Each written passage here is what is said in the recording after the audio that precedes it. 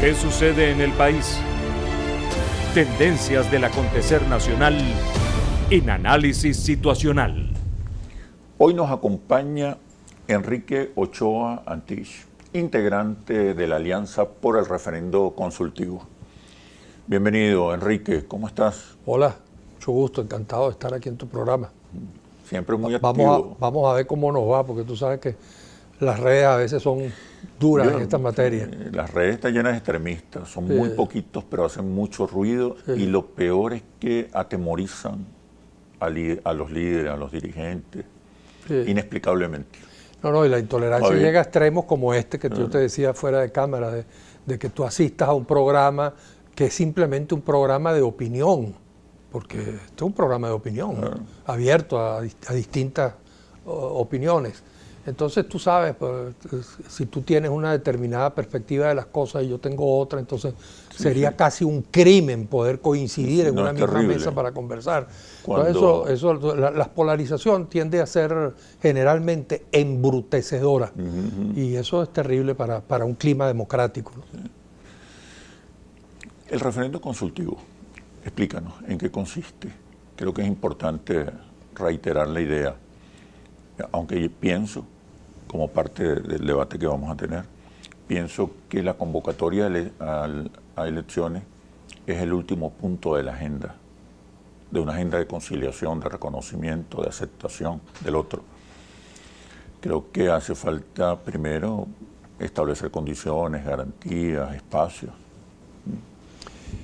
para la convivencia, la cohabitación e incluso la alternancia, ¿no? Sí, es cierto que hay problemas que son más importantes que unas simples elecciones, pero pareciera que en las elecciones está la llave para poder producir un conjunto de cambios que el país necesita con urgencia, porque yo creo que a estas alturas nadie puede desconocer que estamos viviendo en el peor país posible. Ahora, convocar elecciones no resuelve el conflicto. Exacto, entonces lo que planteamos es que obviamente si tú quieres que un cambio político se realice de manera legítima, no a la fuerza, no impuesto por las armas, tiene que ser a través de un proceso electoral, pero de un proceso electoral también legítimo, porque yo no puedo imponerte a ti las elecciones que yo quiero, y tú no me puedes imponer a mí las elecciones que tú quieras. Claro, cuando uno observa, por ejemplo, que el gobierno le plantea casi en términos de ultimátum o de amenaza a la oposición, te voy a convocar unas elecciones parlamentarias, que en pocas palabras lo que quiere decir es, te voy a través de unas elecciones en las que yo supongo que tú no vas a participar, te voy a quitar la Asamblea Nacional. Y la oposición te dice, te voy a derrocar, cuando la oposición vas a salir por las malas, te vas a meter preso. Cuando la oposición llega y dice, yo lo que quiero son solo elecciones presidenciales ya, en unas condiciones en las que yo estoy seguro que las voy a ganar, pero además después de esas elecciones te voy a perseguir, te voy a quitar todos tus bienes, vas a terminar en una cárcel en Estados Unidos, no voy a tener ningún trato contigo, te voy a exterminar.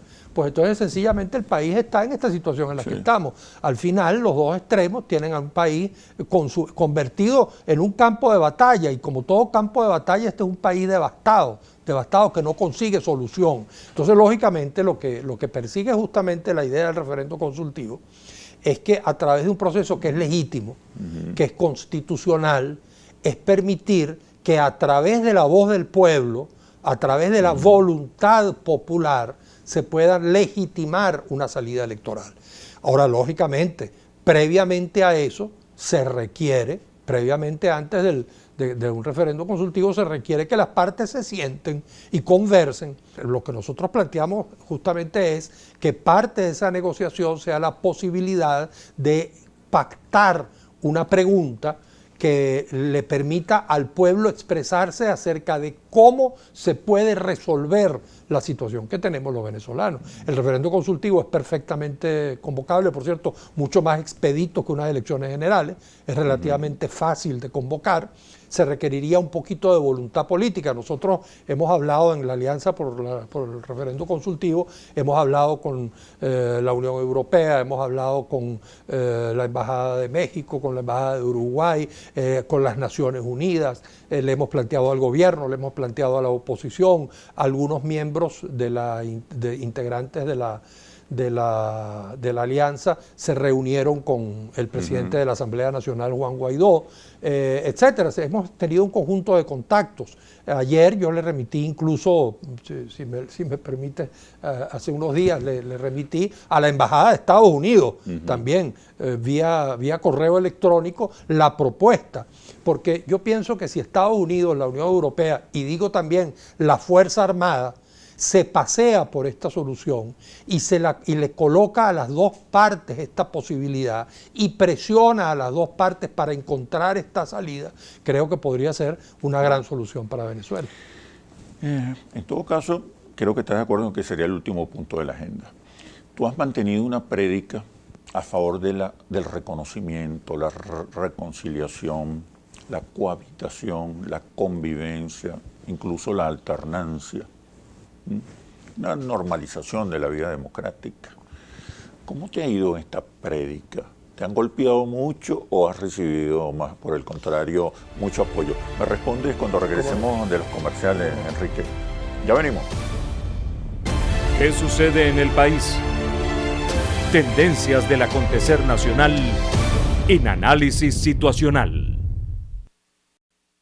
¿Qué sucede en el país? Tendencias del acontecer nacional en Análisis Situacional.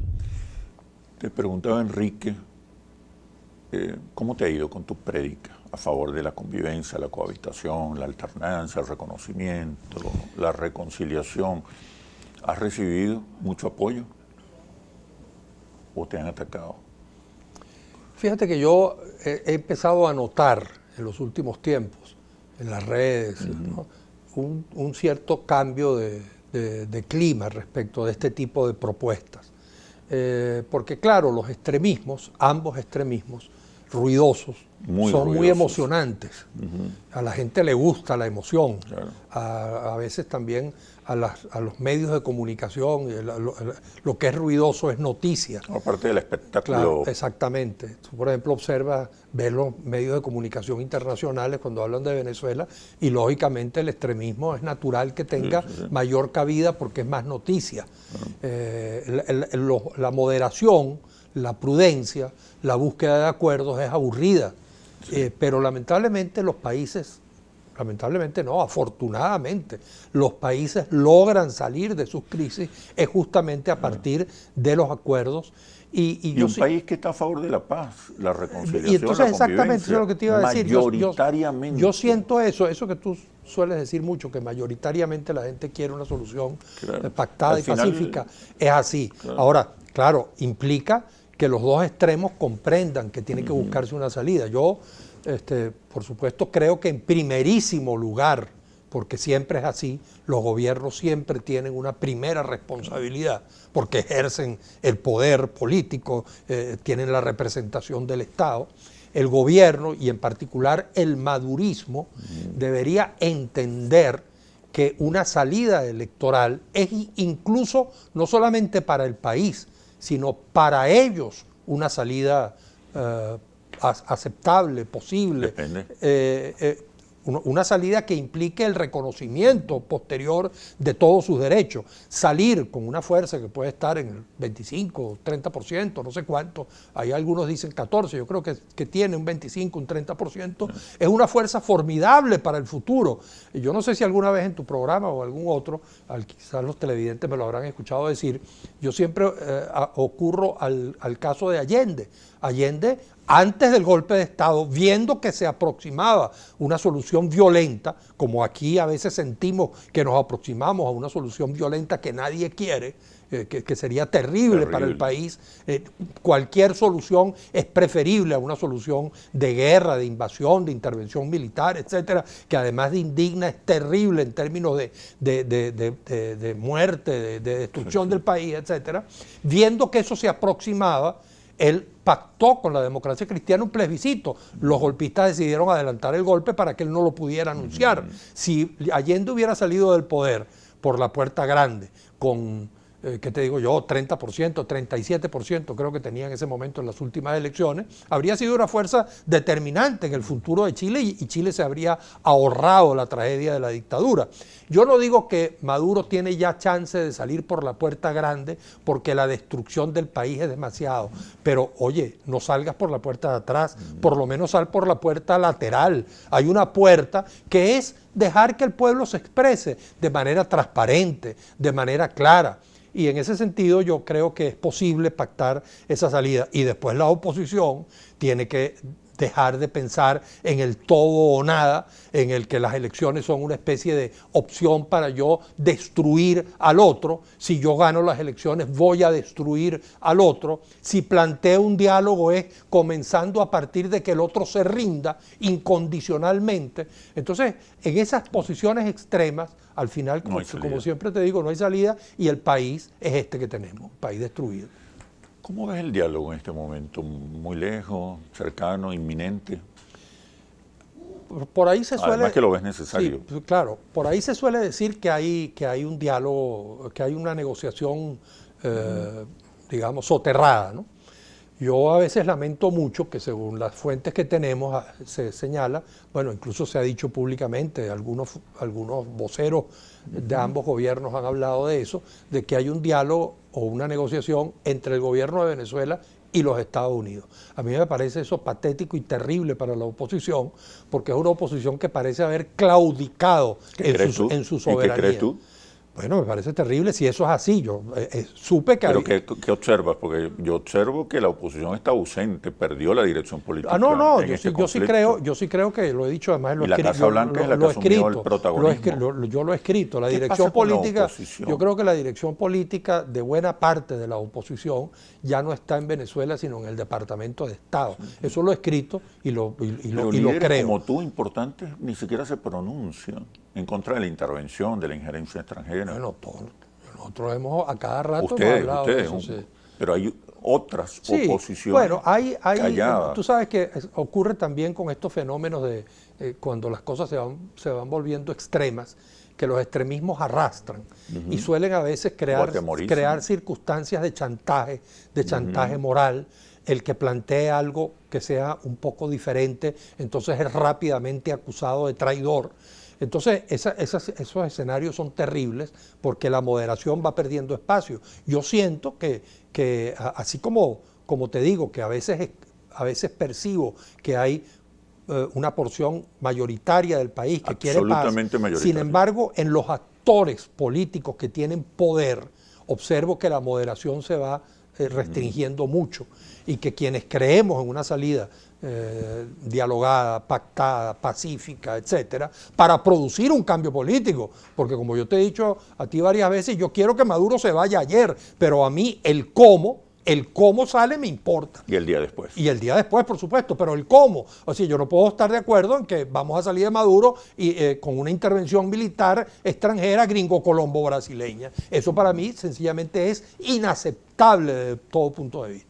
Entonces, claro, para que se produzca un cambio, uno quiere el diálogo y quiere la negociación para que se produzca el cambio. Está claro que la inmensa mayoría de los venezolanos quiere que la solución sea pacífica, pero quiere un cambio político, quiere salir de este gobierno y quiere darle un chance a otros para ver si se pueden superar los problemas económicos y sociales del país. Yo creo que el gobierno haría mucho bien en entender que eso es normal, porque a veces esta obsesión perpetuacionista que uno a veces le siente a algunos voceros del gobierno es terrible para un país. O sea, en las circunstancias en las que estamos, entonces te aparece el gobierno y te dice, yo voy a gobernar 1000 años y los otros no van a gobernar jamás. Nunca más. Entonces bueno, tú me dirás cómo puede haber un clima político en esa circunstancia. Entonces el gobierno haría mucho bien en aceptar con normalidad un hecho que es normal en la democracia, incluso entre derechas e izquierdas. Gobierna un rato la izquierda y gobierna un rato la derecha, si es que habláramos de la derecha, porque yo no creo que la oposición sea ni el campo opositor. Hay sectores muy fuertes de derecha en la oposición sin duda, pero no creo que la oposición en su conjunto sea una oposición de derecha, que se pueda definir así, ni mucho menos. Tú describes la actual situación venezolana, la actual realidad venezolana, como, si pudiéramos resumirlo de esta manera, como la de un antagonismo sin alternativa. ¿Okay? Pero ¿por qué ha sido tan difícil que surja una nueva oposición que se aparte de los radicalismos, de los extremos, y le dé respuesta a un país que mayoritariamente quiere paz, conciliación, reconciliación, reconocimiento, tolerancia, alternancia? Sí, yo creo que hay... Y un país además que requiere nuevas respuestas para las nuevas preguntas, y ninguno de los dos extremos termina de convocar a la mayoría del país. ¿Por qué tantas dificultades? Además, ha surgido un nuevo sujeto social histórico en Venezuela, con una visión de país y de sociedad no antagónica, pero que ha hecho síntesis de ambos extremos o de ambas posiciones. ¿Por qué ha sido tan difícil? ¿Me respondes, por favor, cuando regresemos de los comerciales? Ya venimos. ¿Qué sucede en el país? Tendencias del acontecer nacional en Análisis Situacional. ¿Qué sucede en el país? Tendencias del acontecer nacional en Análisis Situacional. ¿Qué ha pasado, Enrique? ¿Por qué no termina de surgir una nueva oposición yo te diría que le dispute al antagonismo el espacio de las alternativas? Sí, yo te diría que quizás hay tres explicaciones o tres actores que han contribuido a que eso sea así. En primer lugar, creo que a veces desde el poder han sentido que les es un negocio la oposición extremista. Y a veces los abusos del poder, las acciones, los atropellos desde el poder excitan al extremismo opositor. Entonces, cuando uno de pronto, claro, observa esas declaraciones que decíamos, etcétera, es natural que se fortalezca en el mundo de la oposición la salida de extremistas. Cualquier extremista, cuando yo hablo de diálogo, me dice a mí, pero mira lo que acaba de decir Diosdado, y tú vas a decir que entonces va a haber una salida negociada, pero mira lo que están diciendo. Y uno ve el programa, yo solo he presentado a algunos amigos, uno ve el programa con el Mazo dando, y verdaderamente, ¿no?, los militares allí levantando el puño, en connivencia con el mundo del PSV, o sea, una cosa verdaderamente terrible. Después, por otro lado, creo que ha habido un boicot permanente a la ruta democrática por parte del sector extremista. Es decir, la abstención, los sectores abstencionistas, la prédica contra el no diálogo, las campañas brutales de descrédito contra todos aquellos que planteemos la posibilidad de un diálogo y de una negociación. Creo que ese boicot permanente y también el uso de los hechos cumplidos, ¿no? Es decir, así como a la izquierda democrática de los años 90 se nos presentó un hecho cumplido con Chávez, que fue el 4 de febrero, cuando veníamos construyendo una alternativa democrática desde el MAS y la causa R. A la oposición democrática a cada rato se le presentan hechos cumplidos. El golpe de Carmona fue un hecho cumplido, el paro fue un hecho cumplido, la abstención del 2005 inclusive fue un hecho cumplido, la autojuramentación fue un hecho cumplido. Entonces, por la vía de los hechos cumplidos, nos arrastran hacia situaciones extremas. Como por cierto hizo, yo lo recuerdo mucho a veces con los amigos, Douglas Bravo en los años 60, por la vía de los hechos cumplidos. Él asaltaba los bancos, él producía hechos de violencia y fue arrastrando a la izquierda de entonces a la salida de la lucha armada. Y después los errores de quienes estamos llamados a conformar una alternativa cohesionada, ¿no?, que además le pueda hablar al gran país con soluciones, con alternativas.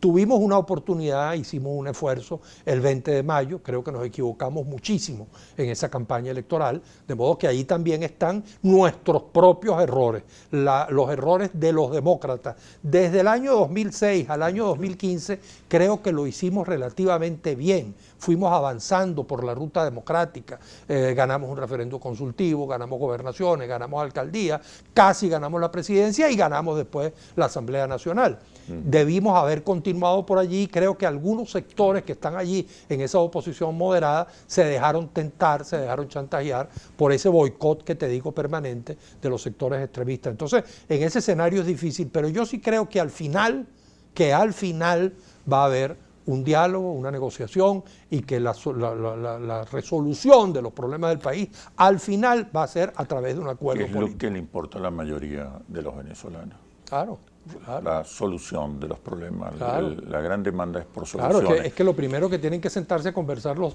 sectores políticos una vez que se sienten a dialogar es, por ejemplo, la situación económica y social del país. Y yo creo que hay Tenemos que pactar. aterrizar en un modelo económico compartido. Consensuado. Claro. Consensuado. Y el país ha avanzado mucho en ese sentido. Claro. El chavista entendió Claro, que el claro. Estado solo no puede, Claro. la oposición entendió que la empresa privada Así sola es, tampoco así es, puede. así es. Entonces, sí hay las condiciones Yo digo que un para programa, un diálogo, para un encuentro. un consenso en Y esa un, materia. y un nuevo texto constitucional podría ser la base blindada, sólida, para Un consenso en esa para- materia económica. en materia económica, en materia Sí, política, en materia pero social. un consenso en esa materia económica podría casi titularse el sentido común. Claro. Porque la economía, si no se maneja con sentido común, con las combinaciones que tienen que hacerse en términos de análisis concreto de la situación concreta, como decía el caballero aquel, es decir, mezclando tanto mercado como sea posible y tanto Estado como sea necesario, de acuerdo a la situación concreta claro. en cada circunstancia, en cada área de la economía. Si no se actúa así, terminamos fracasando como sociedad. Y bueno, sí quizás podría ser, pero eso quizás toma un poquito más de tiempo, lo de la revisión del texto constitucional. Creo que hay pactos urgentes que es necesario construir. Y además, Enrique, no hay socialismo sin capitalistas. Claro. Hasta así pronto, es. estimado amigo. Tú lo has Gracias. lo ha dicho bien. Gracias, hasta pronto. Venezuela es de todos y la construimos entre todos. Todos somos la solución. Soy Oscar Chemmel y los espero en un próximo análisis situacional por Globovisión, el canal de la paz y la reconciliación.